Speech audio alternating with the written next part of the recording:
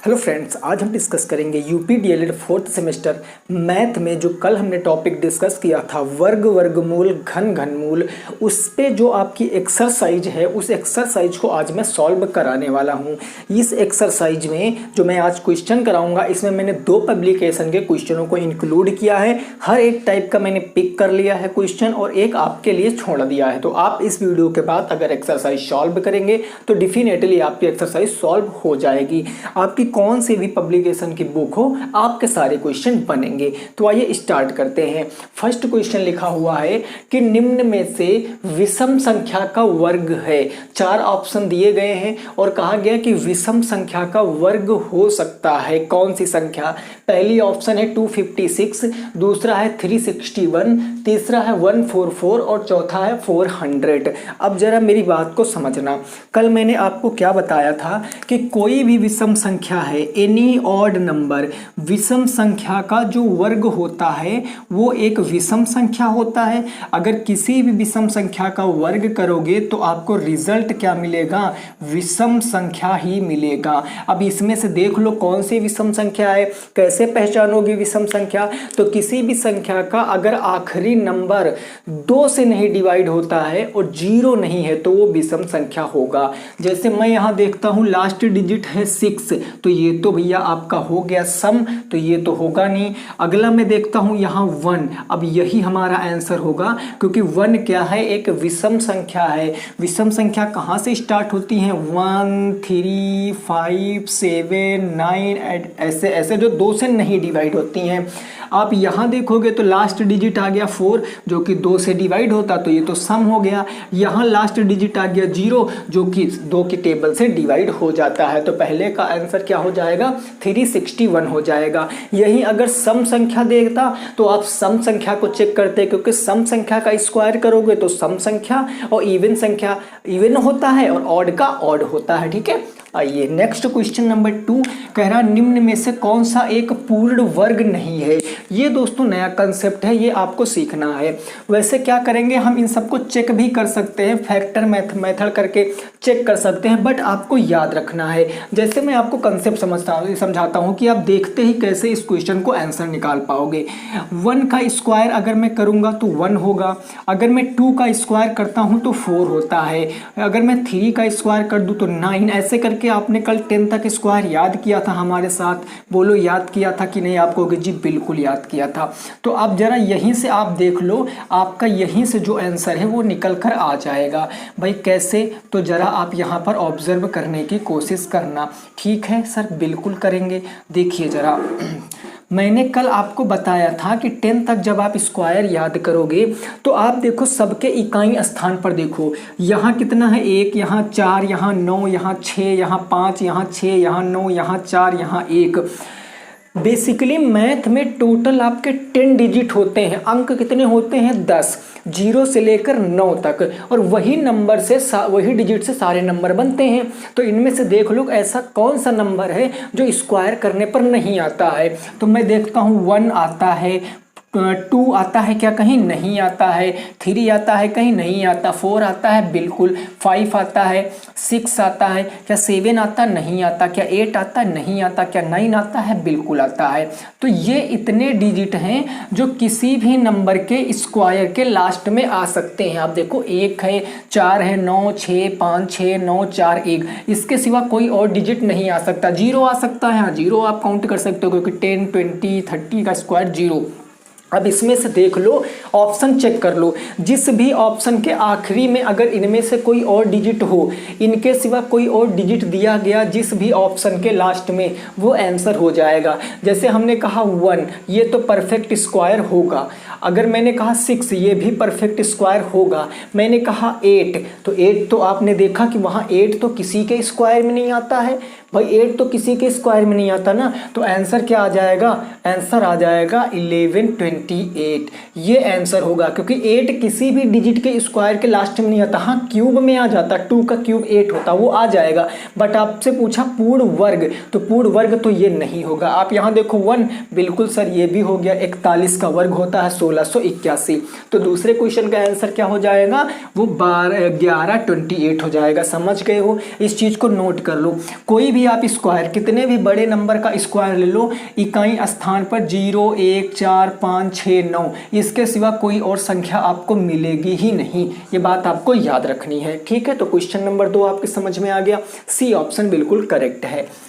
अगला question number 3 बढ़िया question हमको लगा, तो हमने सोचा आपको ये मैं कराता हूँ। क्वेश्चन नंबर 3 कह रहा अंडर रूट 176, मैं क्वेश्चन लिखता हूँ, अंडर रूट 176 दिया गया है, 176 दिया गया है, फिर रूट के अंदर क्या दिया गया है, रूट के अंदर 2401 दिया गया है। जब भी कभी ऐसा क्वेश्चन आएगा, जब करड़ी के अंदर करड़ी, स्क्वायर रूट के अंदर स्क्वायर रूट होगा, तो हमेशा आप बैक साइड से सॉल्व करोगे, पीछे से सॉल्व करोगे। तो यहाँ पीछे वाली डिजिट क्या है, 2401। तो सबसे पहले आप इसका वर्गमूल निकालो। भाई वर्गमूल ही तो निकालते हैं। हमने कल बताया था कि अगर कोई भी नंबर इस वाले सिंबल के अंदर है तो इसको बाहर निकालने के लिए हमें उसका वर्गमूल निकालना पड़ता। तो देखो आप इतने क्वेश्चन को देखो, क्या ये क्वेश्चन ऐसे नहीं दिख रहा है, बिल्कुल दिख रहा है। तो हम क्या करेंगे, इसका वर्गमूल निकालेंगे। तो आप कोई सा भी मेथड यूज कर सकते हो, आपको याद है तो ठीक है, मेरे को तो खैर याद है कि 49 का होता है। अगर आपको याद है तो आप उसको भी निकाल सकते हो, अदरवाइज आप सीधे इसको निकाल लो। मैं इसको डिवाइड मेथड का यूज करके निकालता हूँ 2401 का, भाग विधि से। भाई पीछे से 2-2 के पेयर बनाते हैं, आगे से सॉल्व करते हैं। तो 25 किसके स्क्वायर के आसपास है, 4 के स्क्वायर के आसपास है। तो 4 चौके कितना हो जाएगा, 16। इसी 4 को यहाँ पर ऐड कर देंगे, तो ये आपका हो जाएगा 4 4 8, और 24 में से 16 जोड़ेंगे, घटाएंगे तो 8 बचेगा। अगला पेयर कितना हो गया, 81 हो गया, 01 हो गया, है ना। अब कितनी बार जाएगा, 9 बार चला जाएगा।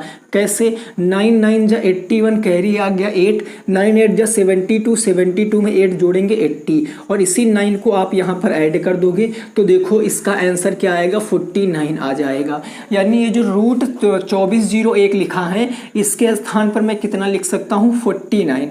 तो एक रूट तो हमारा सॉल्व हो गया, प्लस के 49 हो गया। प्लस का सिंबल लगा था, प्लस के 49 लगा दिया। अब जब मैं इसको फर्दर सॉल्व करूंगा तो इकाई इनको जोड़ो, 9 6 15 हो गया, 7 4 11, 1 12 हो गया, 1 और 1 1 2 आ गया। अब आ गया रूट 225। 225 का वर्गमूल पता है, नहीं पता तो आप ऐसे निकाल सकते हो, वैसे पता होना चाहिए 15 का होता है, अगर नहीं पता तो आप निकाल लो। 5 चौके कितना हो जाएगा, 20, 5 पंजे 25, 5 9 45, और 3 से काटोगे 3 बार में, फिर 3 से काटोगे 1 बार में। यहाँ का 5 ले लो, यहाँ का 1 3 ले लो, तो 5 और 3 को जब इंटू कराओगे तो क्या आएगा, 15। यानी 225 का वर्गमूल कितना होता है, 15। तो पहले क्वेश्चन का, तीसरे क्वेश्चन का आंसर कितना आएगा, 15 आ जाएगा।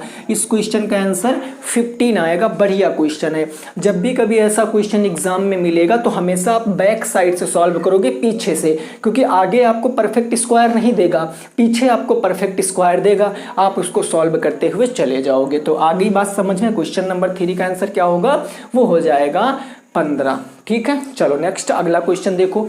क्वेश्चन नंबर 4 पढ़ो और बताओ उस क्वेश्चन का आंसर क्या आएगा। क्वेश्चन नंबर 4 कह रहा है कि 5832 का वर्गमूल अभाज्य गुणनखंड विधि से ज्ञात करो। देखो जिस मेथड से यूज कह रहा है उसी मेथड का यूज करके आपको फाइंड करना है, अदरवाइज गलत हो जाएगा।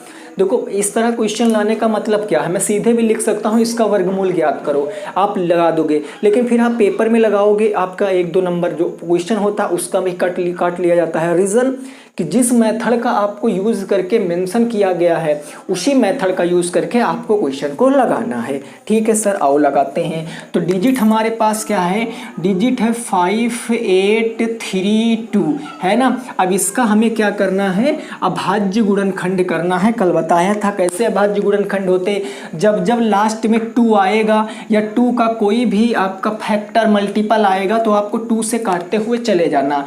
मैं 2 से काटूंगा, 2 2 जा 4, 1 बचा, 2 9 जा 18, 2 1 जा 2, 2 6 जा 12, फिर 6 आया, 2 से काटो 1 बार, 2 चौके 8, 2 पंचे 10 और 2 अट्ठे कितना हो गया, 16 हो गया। फिर 2 से, जब तक यहाँ सम संख्या लास्ट में आती रहेगी 2 से आपको काटते हुए चले जाना है। ठीक है ना, 2 दूनी 4 और 2 9 18। अब 729 आ गया। 729 किससे कटेगा भैया, देखो 9 2 11, 7 18, 3 से कट जाएगा, 3 दूनी 6, 3 चौके 12 और 3 तियां 9। फिर ये देखो 3 से कट जाएगा, 3 अट्ठे 24 और 3 एकम 3। फिर 3 से कटेगा, 3 दूनी 6, 2 बचा, 3 सत्ते 21।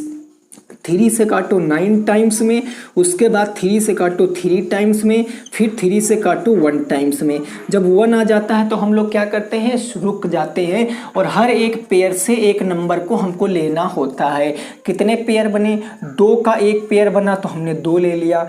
3 के टोटल 3 पेयर बने तो 3 को हम एक एक करके ले लेंगे। जब इसको सॉल्व करेंगे भाई देखो, इस 2 से ये ले लिया और 1 2 3 तीनों से एक एक ले लिया। जब इनको इंटू कराओगे 3 तियां 9, तियां 27, दुना 54, यानी आंसर कितना आएगा 54। यानी ये किसका स्क्वायर है, 54 का स्क्वायर है। तो क्वेश्चन नंबर 4 का आंसर होगा 54 will be the right answer. यानी 5832 का वर्गमूल जब हम अभाज्य गुणनखंड से सॉल्व किए तो आंसर कितना आ गया, 54 आ गया। ठीक है सर। अगला नेक्स्ट क्वेश्चन नंबर 5, इसमें विभाजन विधि का यूज करना है। विभाजन का मतलब होता है भाग विधि का प्रयोग करके आपको बताना है। और ये 2209 जो है ये इंपॉर्टेंट क्वेश्चन है, पॉइंट वाला है, तो इसको आपको समझना है। देखो पॉइंट वाले क्वेश्चन का मैं कंसेप्ट समझाता हूँ कि पॉइंट वाला क्वेश्चन क्या आएगा। पहले तो सीधा क्वेश्चन के अकॉर्डिंग समझाता हूँ, फिर इसके ऊपर एक एग्जांपल लेकर मैं आपको समझा दूंगा। जैसे क्वेश्चन कह रहा है 22.09 का आपको किस विधि से, तो देख लेना विभाजन मेथड का भाग विधि का यूज करके फैक्टर फाइंड करने हैं। अब दोस्तों देखो, जब भी कभी आपको ऐसा क्वेश्चन मिलेगा पॉइंट वाला, तो आप इस बात को याद रखना कि पॉइंट के बाद जितनी भी डिजिट हैं, पॉइंट के बाद जितने भी नंबर हैं, उनका पेयर आप आगे से बनाओगे। याद रखना, पॉइंट के बाद जितनी डिजिट हैं उनका पेयर आगे से बनाओगे, और जो पॉइंट के पहले जितनी डिजिट हैं उनका पेयर पीछे से बनाओगे। सॉल्व हमेशा आगे से ही करोगे, लेकिन पॉइंट के बाद जितनी चीज़ें लिखी हैं बाद में, तो वो आप पेयर बनाओगे आगे से। पॉइंट के पहले वाले नंबर का पेयर बनाओगे पीछे से, बस आंसर आ जाएगा। देखो जैसे मैं यहाँ पर बात करता हूँ, पॉइंट के बाद में 2 पेयर का बना लिया मैंने, 1 बन गया, पीछे वाले का ये मैंने बना लिया। ठीक है, अब इसको बस आपको सॉल्व करना है सिंपल वे में और आंसर आपका निकल कर आ जाएगा। देखो सर हम कैसे सॉल्व करते हैं, तो मैं आपको बताऊँ, पहला पेयर 22 है, ये किसके करीब आएगा भाई, 4 का स्क्वायर 16, 5 का 25, 5 में तो ज़्यादा हो गया तो 4 से चला जाएगा, यानी 4 और 4 का कितना हो गया 16। इसी 4 को उठा के यहाँ पर ऐड कर देना है अपन को, तो 4 4 ये हो गया 8। अब 22 में से 6 जाएगा, 16 जाएगा तो 6 बच जाएगा, है ना, यहाँ कुछ नहीं बचा। अब आगे पूरा पेयर से पहले पॉइंट है तो ऊपर आपको पॉइंट लगा लेना है, फिर पूरा पेयर आपको काउंट करना है। मैंने पॉइंट जब था तो पॉइंट लगाया, अगला पेयर लिख लिया। अब ये कितनी बार में चला जाएगा भाई, देखो भाई 3 बार 8 8 9 8 72, कितनी बार जा सकता है दोस्तों, जरा एक बार देख के बताओ। 8 7 56 हो गया, है ना, 7 7 49, 7 टाइम्स में जाएगा। 7 मैंने यहाँ लिखा, 7 यहाँ, 7 7 49, 4 बच गया, और 7 8 56 में 4 जोड़ोगे तो 60। देखो पूरा पूरा कट गया, इसी 7 को यहाँ ऐड कर दोगे तो ये खत्म हो जाएगा, ये आ जाएगा भैया 94। तो इसका आंसर कितना आ जाएगा, आंसर आ जाएगा 4.7। हो सकता कुछ विद्यार्थियों को ये समझ में ना आया हो कि सर ये पॉइंट वाला कैसे करते हैं, तो कोई दिक्कत नहीं, तुरंत इस पर एक एग्जांपल लूंगा और आपको समझाऊंगा। एक बार आप इसको दिमाग में सेट करो, क्या देखो कि आपकी समझ में आया है, कोशिश करो, फिर मैं इसके ऊपर एग्जाम्पल करता हूँ, देन उसके बाद मैं आगे क्वेश्चनों पर बढ़ूंगा। पहले आप देखो, ठीक है। अब इसके ऊपर मैं एक एग्जाम्पल देता हूँ, जरा आप उस एग्जाम्पल को सॉल्व करने की कोशिश करेंगे, ठीक है ना, कोई दिक्कत नहीं है। चलो मैं आपको बताता हूँ, कितना मैंने दे दिया भैया, 9801, ठीक है ना, 9801 का ये एग्जाम्पल है जस्ट। इसका आपको वर्गमूल ज्ञात करना है, विभाजन मेथड से ही ज्ञात करना है, विभाजन मेथड से 9801 का। चलिए कैसे लगाते हैं, दशमलव के बाद की संख्याओं का पेयर हम आगे से बनाएंगे, दशमलव के पहले की संख्याओं का पेयर पीछे से बनाएंगे, फिर हम इसको सॉल्व करेंगे। तो 98 किसके करीब आता है, अगर आप देखोगे 9 का स्क्वायर करोगे तो 81 होता है, और 9 के बाद 10 का स्क्वायर करोगे तो 100। हमें इस नंबर से ज़्यादा कभी नहीं जाना है, मतलब किसका स्क्वायर लेंगे तो 9 का स्क्वायर लेंगे, यानी यहाँ 9 लिखा और यहाँ 9 9 × इंटू 9 81 और इसी 9 को उठा के यहाँ पर ऐड कर देना है, यानी 9 कितना हो गया 18 हो गया। यहाँ सब्ट्रैक्ट करोगे तो ये बचेगा 17, यही तो बचेगा दोस्तों। अब अगला पेयर से पहले पॉइंट है तो ऊपर पॉइंट लगा लो, फिर लिखो 0 1। अब कितनी बार में चला जाएगा, अब मेरे को दिख रहा सीधा 9 बार जाएगा। क्यों जाएगा, क्योंकि एक लाना है। एक कब बन सकता है, एक बन सकता है या फिर 1 इंटू 1 करें या फिर 9 इंटू हम क्या करें 9 इंटू दोस्तों कितना करें 9 करें, तभी एक बन सकता। 7 3 तो काम चलेगा नहीं, क्योंकि जो नंबर लिखेंगे वहीं से इंटू कराएंगे। कल का कंसेप्ट याद है ना, वही अप्लाई करेंगे।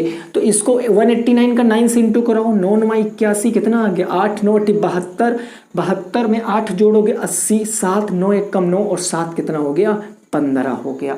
9 1 कम 9 7 16 और 16 में 1 जोड़ोगे 17। ये 9 को यहाँ पर ऐड कर दोगे तो ये आ जाएगा 9 9 18, 8 1 9 198, ये पूरा खत्म। तो इसका आंसर कितना आ जाएगा 9.9 आ जाएगा। आई होप आपकी समझ में आ गया होगा कि मैं आपको क्या बताने की कोशिश कर रहा था। और पॉइंट वाला इंपॉर्टेंट है, ठीक है ना, इंपॉर्टेंट है। जनरली इतना लंबा पूछा नहीं जाता है, छोटे छोटे नंबर पूछे जाएंगे, बट मैंने आपको बता दिया है। आप इसका स्क्रीनशॉट एक बार लीजिए, फिर अगले पर मूव करते हैं नेक्स्ट क्वेश्चन पर, उसको आपको एक्सप्लेन करने की मैं कोशिश करता हूँ। ठीक है, क्लियर है। चलिए क्वेश्चन नंबर 6 आपको पढ़िए, आप क्या कह रहा है क्वेश्चन जरा लगाइए। और question number 6 most important question है, क्योंकि ये जो क्वेश्चन है यही नहीं, इसके जैसे क्वेश्चन बहुत पेपर में पूछे गए। अगर आप अपने प्रीवियस ईयर सारे क्वेश्चनों को सॉल्व किए होंगे तो आपको पता होगा ये मोस्ट इंपॉर्टेंट क्वेश्चन है। वह न्यूनतम पूर्ण वर्ग ज्ञात करें, यानी पूर्ण वर्ग संख्या ज्ञात करें जो 3 4 5 और 6 से विभाज्य हो। यानी ऐसी संख्या बताओ जो 3 4 5 6 से विभाज्य भी हो, लेकिन वह पूर्ण वर्ग भी होना चाहिए। तो ऐसे क्वेश्चन का एक ही कंसेप्ट है दोस्तों, और वो बहुत इंपॉर्टेंट है। जरा समझना क्वेश्चन नंबर 6 को। डिजिट आपके पास कौन कौन से हैं, तो डिजिट हैं आपके पास 3 के बाद 4 5 एंड 6, 3 है 4 है 5 है और 6 है। जब भी ऐसा क्वेश्चन आएगा तो आपको सबसे पहले इसका एलसीएम निकालना है। सबसे पहले इसका क्या निकालोगे, एलसीएम। एलसीएम निकालना पता है ना, पहले सेमेस्टर और द्वितीय सेमेस्टर में आपने पढ़ा है एलसीएम। तो हम इसको क्या करेंगे, पहले 2 से काटते हैं, 3 तो कटेगा नहीं, 2 2 जा हो गया 4, 5 कटेगा नहीं और 2 3 जा हो गया 6।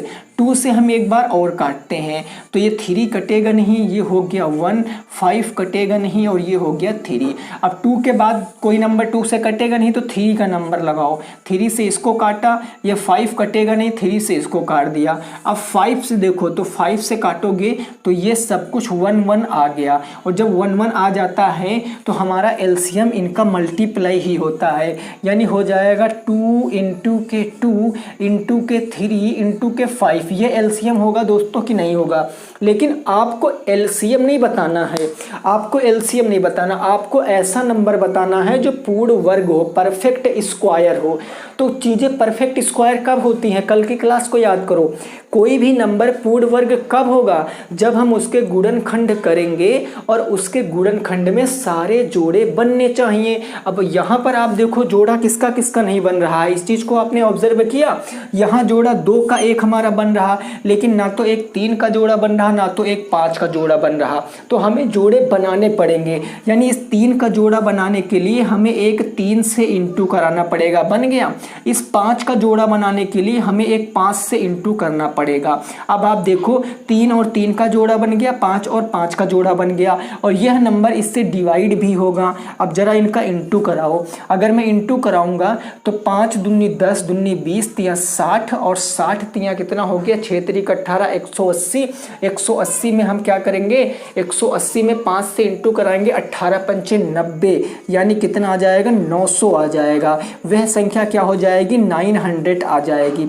अब आपको लगता है कि 900 परफेक्ट स्क्वायर है कि नहीं, तो बिल्कुल है। 900 का अगर आप स्क्वायर रूट निकालोगे तो 30 आएगा।